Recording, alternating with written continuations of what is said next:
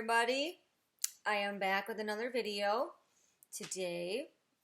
I just wanted to really quick reiterate the lighting. I know I said it in a previous video, but I did decide to stop using this little light that I had, and it wasn't even one of those circle lights that most people use for their videos. It was a bright light, white light therapy light. I just didn't really like the way that it looked, and I kind of wanted more of a chill vibe, dim the lights. So I decided that I would stop using it. So let me know what you guys think. If you preferred it that way, if you prefer it this way, maybe one day when I'm not broke, I will get one of those special little lights, and maybe it'll look a little bit better than the little bright white light therapy light that I was using. And I just said light like a million times. And I recently remembered and found one of these.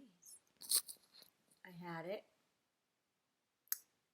So, make sure that I don't hurt your guys' ears. Bring that back down. So, hopefully the audio is a little bit better in this video too. I was super excited. So, today I wanted to talk to you guys about the saying that basically goes a little something like this. You cannot love somebody else until you love yourself, and vice versa. Recently, I came across a social media post that basically said, stop telling people this quote, they were basically interpreting that quote as whoever was saying the quote to them as saying, you're not worthy of love, you're never going to find a relationship, you're never going to find love, yada, yada, yada, all those things like that. So, I was reading through all the comments and stuff like that, and I never realized that so many people misinterpreted what that meant, so I decided to make a video about it. And today, I have a little help from my friend. Well, he's my boyfriend. His name is Carl. Carl, the codependency pillow. It's my guy right here. So some of the people in this post that were saying, yeah, stop saying it. You're saying that we're unworthy of love and stuff like that. The thing about this is that when people are telling you to love yourself, they don't want you to go back to yourself and interpret in a way that you go home and tell yourself that you're not worthy and et cetera, et cetera, et cetera, because that's the complete total opposite of being self-loving towards yourself. Somebody that is telling you this is not telling you to go home and tell yourself that you're unworthy of this, unworthy of that, and talk negatively about yourself. They're telling you to love yourself. That completely contradicts the intent. Get what I'm saying? So for somebody to come to that conclusion and misinterpretation would be completely inaccurate and the complete opposite of what the people that are telling you these things are telling you to do. Some other people were saying, well, I have love, I have a boyfriend, I have a girlfriend, whatever. Sorry, and I don't love myself. So that saying is totes wrong. I hope you guys understand my humor. I really hope you do. We are not telling you that you are not worthy of having love in your life. We're not telling you that you will not and cannot find a partner to live your life with. We're not telling you that you will never find somebody to be with. What we're telling you is that you cannot truly love another person until you love yourself, and another person cannot truly love you unless they also truly love themselves. But what does that actually mean?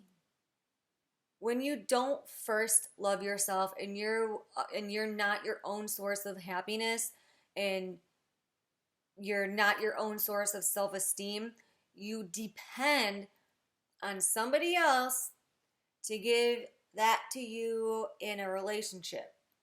And this can lead to toxic relationships, unsuccessful relationships, and codependent relationships. And it needs to be noted that not all codependent relationships should be viewed in a bad light. They're all not bound for failure. They're not all going to be toxic. There's various degrees of codependency.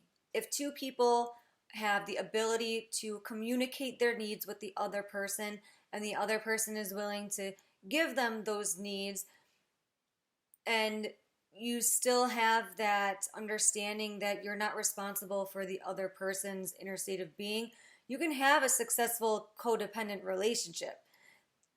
The dial is going to be turned down a little bit, or a lot of bit, though, and codependency level. But it's still a codependent relationship to some degree.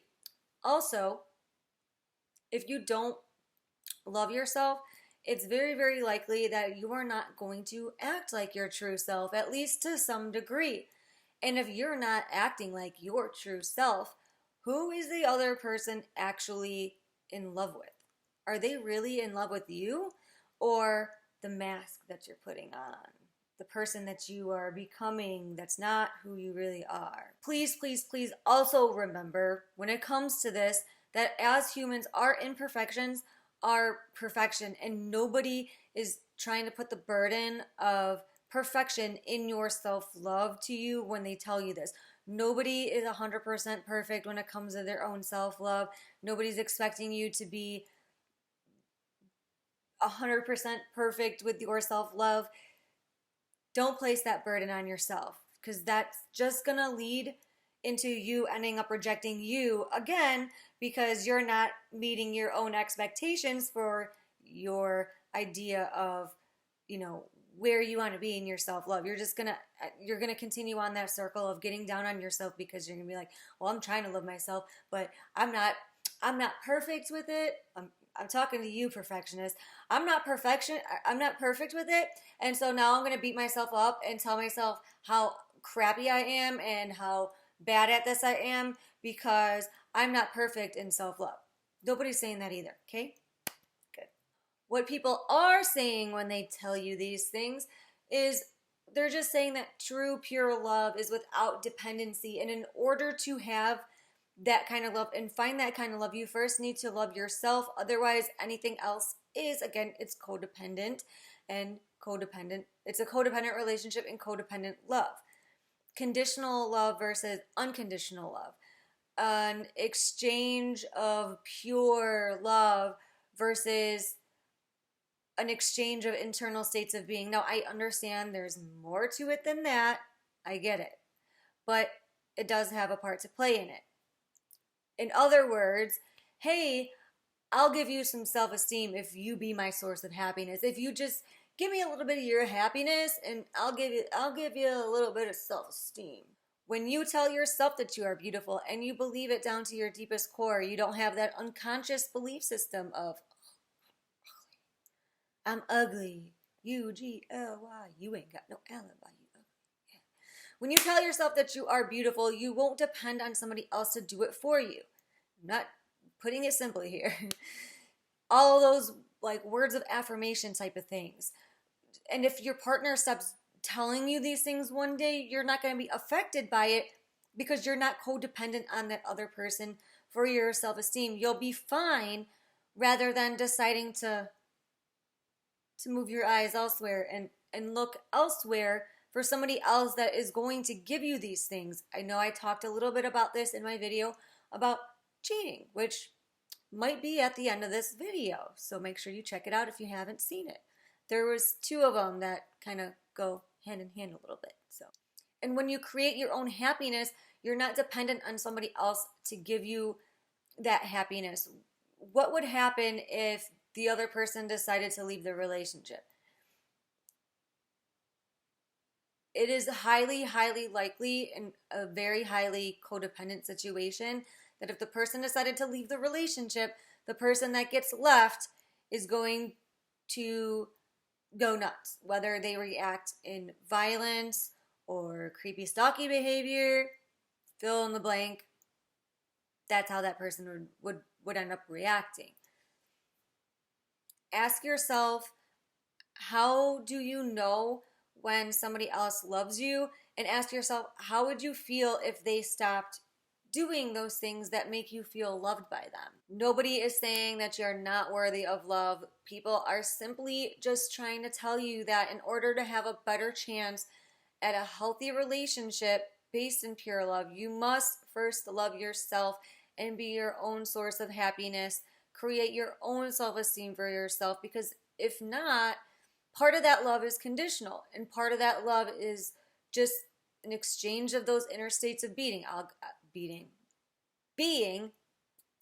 I'll give you some self-esteem if you give me some back using words of affirmation. So the 5 love languages comes into play when it comes to this. Ask yourself why you love the other person, and if you could ever believe that they would love you without whatever it is that they're giving to you. This is the fun part. This is when I'm going to break out Carl. Oh, Carl, your name tag is a little crinkly. But that's okay.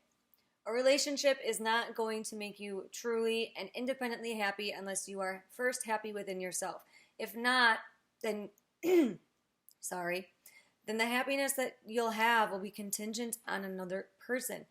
If you're not happy within your own self first, all it is borrowed happiness from the other person. I'm not happy. I have no self-esteem. Here's Carl. Carl is my source of happiness. He is my source of self-esteem. Without Carl, I'm nobody. Carl here tells me how beautiful I am every single day. He tells me how wonderful my cooking is. He tells me how nice of a person I am and how wonderful I am all the time. And he tells me that he loves me all the time too, once every hour. I require it. Carl here also makes me very, very happy, because without Carl, I'm a depressed hot mess and I don't do anything for myself. I don't get out of bed. I don't do anything. I'm just a sad, sad person. My whole identity is with Carl. Carl, the codependent pillow. I don't know who I am without him. I have no idea who I really am. I don't know what I would do without him. As I said before, all it is just borrowed happiness from somebody else, like good old Carl over here, and you're just a vacuum sucking the happiness and the self-esteem out of Carl.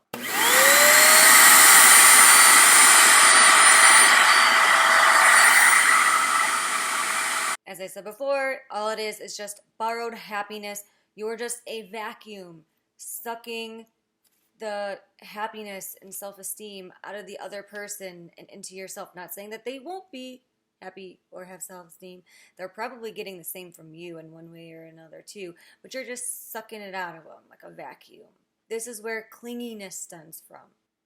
Carl here, he stopped telling me how beautiful and wonderful I am. He stopped telling me he loves me every single day. He's just kind of a bump on a log and doesn't do anything. So I think what I'm going to do is I'm just going to toss him to the side. And swipe left, swipe right, swipe left, swipe right. Ooh, let me flirt with this person. Let me see if they'll tell me how beautiful I am. Need is not love, and you will also end up putting up with a relationship that you think you deserve if you are not loving yourself. When you do this, you're not being loving, you're being dependent. So for example, somebody saying something like, I mean, yeah, he beats me, but on occasion he also tells me how beautiful I am and tells me it, he tells me every single day. And since I don't tell that to myself, I'm okay with, I put up with his beatings because I need him and I'm dependent on him to tell me how beautiful I am because I don't tell myself how beautiful I am. And since I'm not my own sense of self-worth, I put up with the beatings and stay in this toxic situation because without it, I wouldn't have any self-worth. When you require and depend on another person to make you whole, you give away your own power to them. Picture it like this. You have your own car, you drive yourself to work, go to the grocery store, go to the doctor, go to all the places that you need to go to in order to live your life. You're providing your own self, your own means of transportation. But what if you weren't giving this to yourself? What if you gave your car away, your power car, to your partner? Now you are dependent on that other person or somebody else for taking you to the work, going to the store, to the doctor, all the places that you need to go to. The moment that you depend on someone else for something that you should be giving to yourself already, you give your own power away over something to external sources rather than keeping that power for yourself. A healthy external relationship begins with a healthy relationship towards yourself and understanding that you alone are responsible for your feelings and nobody else is. That's all that we have for you guys today. As always, I am a certified life, relationship, and spiritual coach. I do a free initial 30-minute discovery session. If you would like to upgrade your session to a full session, you can do so for 50% off. I also have other links, socials, etc. in the description for you.